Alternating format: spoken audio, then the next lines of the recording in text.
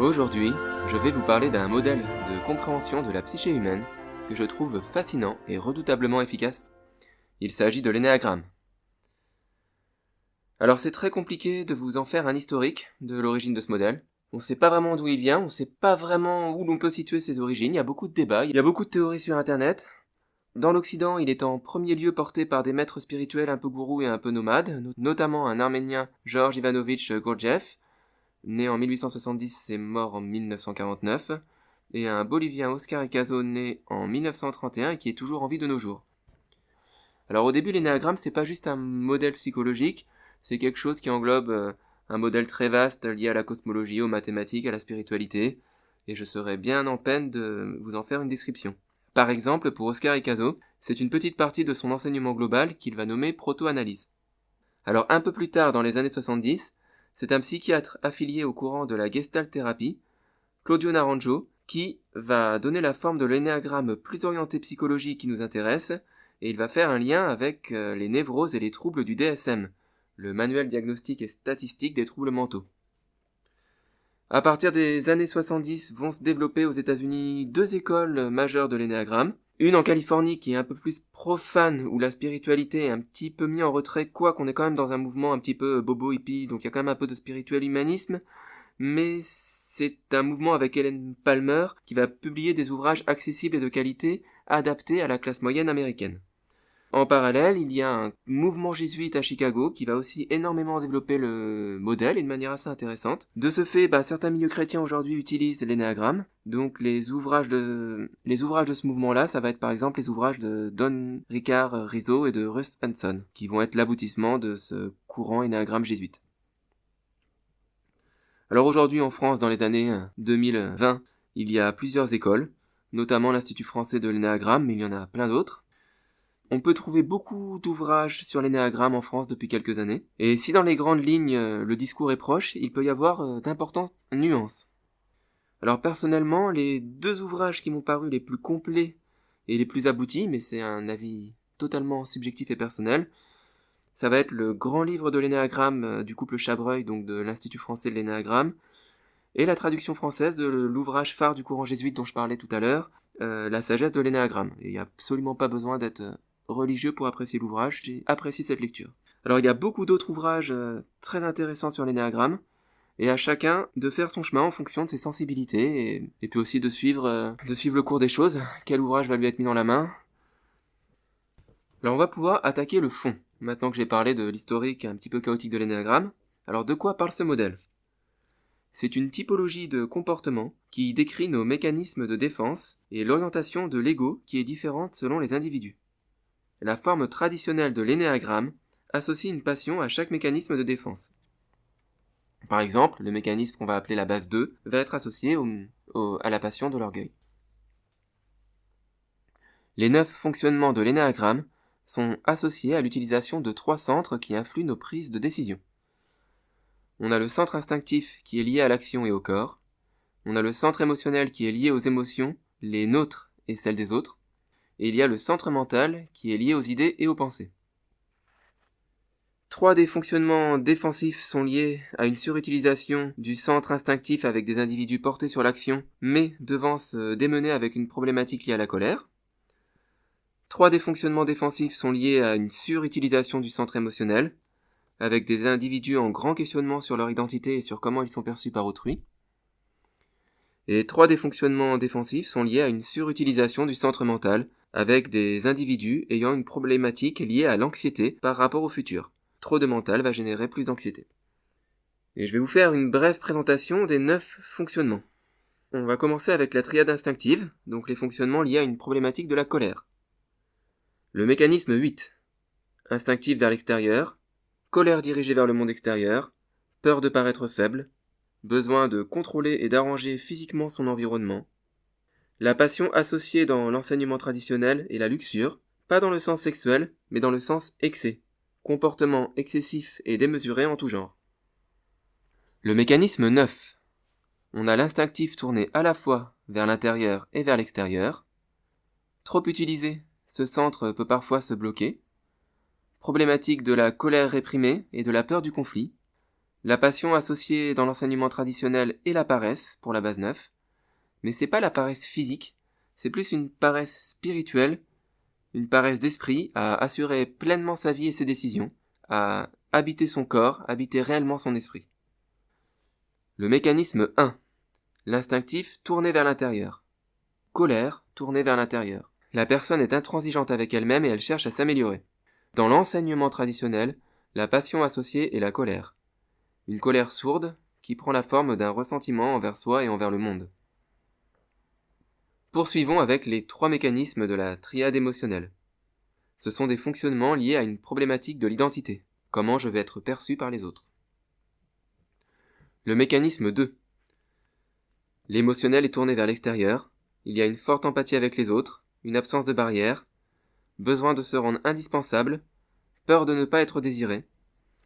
Dans l'enseignement traditionnel, la passion associée est l'orgueil, dans le sens refus de reconnaître ses besoins et ses souffrances, focalisation sur les besoins et les souffrances des autres, afin d'ignorer les siennes.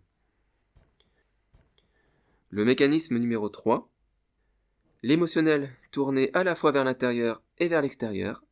Du coup, ce centre est trop utilisé et il peut se bloquer. La personne se sécurise et se valorise par son image sociale, besoin d'exprimer et de montrer ses succès. Dans l'enseignement traditionnel, la passion associée est le mensonge. La personnalité s'adapte pour correspondre à la demande en fonction d'actions et de succès à accomplir. Le terme vanité pourrait aussi être très pertinent. Le mécanisme 4. L'émotionnel tourné vers l'intérieur.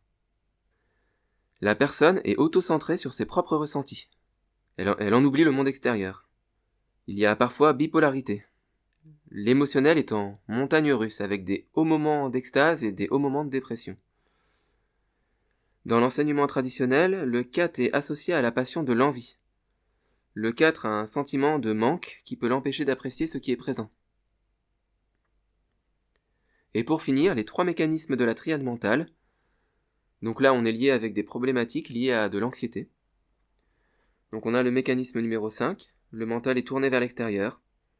La personne accumule les informations sur le monde extérieur afin d'être autonome et de préserver son espace vital. Dans l'enseignement traditionnel, le 5 est associé à la passion de l'avarice. Le 5 ressent un manque de ressources intérieures, alors il veut contrôler sa disponibilité aux autres afin de ne pas s'épuiser. Il peut aussi minimiser ses besoins pour ne pas se créer de dépendance. Avec le mécanisme 6, le mental est tourné à la fois vers l'intérieur et vers l'extérieur.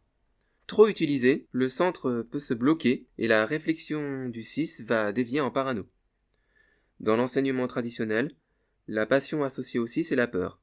Peur qu'on pourrait plus traduire par anxiété, car les 6 vivent dans un état constant d'appréhension et ils focalisent leur énergie sur des dangers qui souvent n'ont pas lieu d'être ou alors ne se sont pas encore matérialisés.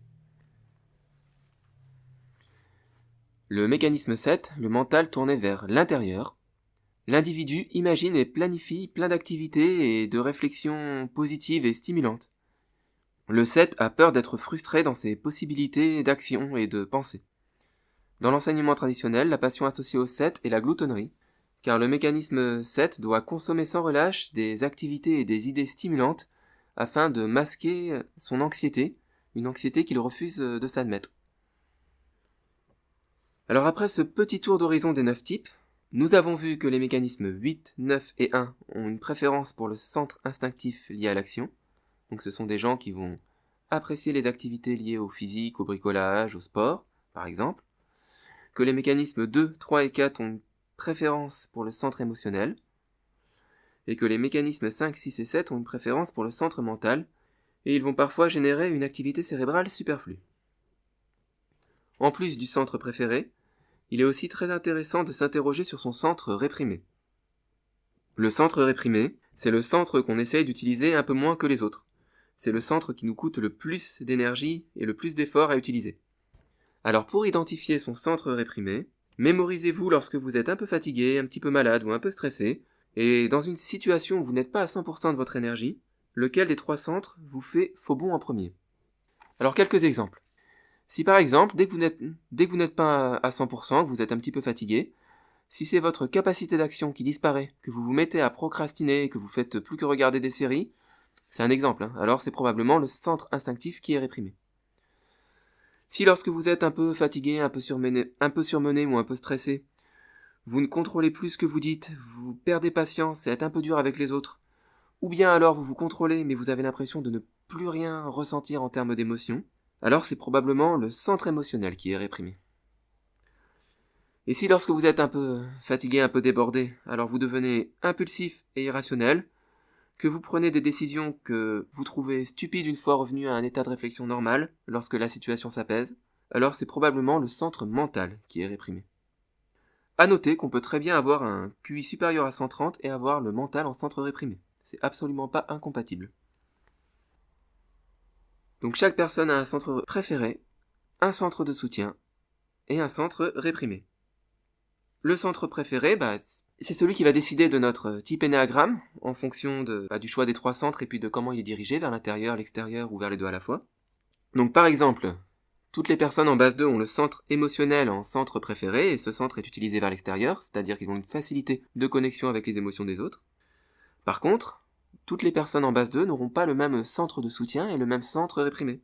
On aura par exemple des gens en base 2 qui auront le centre mental en centre de soutien et le centre instinctif en centre réprimé, et on aura des gens en base 2 qui auront le centre instinctif en centre de soutien et le centre mental en centre réprimé. Et ça va donner des différences dans les comportements et dans le choix des actions.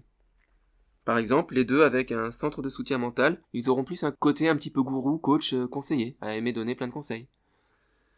Alors que les personnes en 2 avec un centre de soutien instinctif, par exemple, ils seront présents à tous les déménagements de leurs potes. Donc là, je prends des exemples volontairement un petit peu caricaturaux, mais c'est pour vous aider à comprendre. Donc voilà pour les principales bases du modèle. Donc là, c'est vraiment une présentation très succincte. Et on va se retrouver par la suite pour des vidéos plus abouties et plus détaillées, où je vais essayer de vous parler de chacun des 9 fonctionnements. Portez-vous bien d'ici là, et si ce modèle vous intéresse, je vous conseille vraiment les livres. Il y a plein d'auteurs différents. Beaucoup des livres qu'on peut trouver sur l'énéagramme sont plus intéressants que le contenu qu'on peut trouver sur Internet. C'est un petit peu l'inverse du MBTI, où les livres sont très pauvres et où le contenu sur Internet est très riche. Sur l'énéagramme, le contenu des livres est plus abouti que le contenu sur Internet. D'ici là, portez-vous bien, et bonne lecture.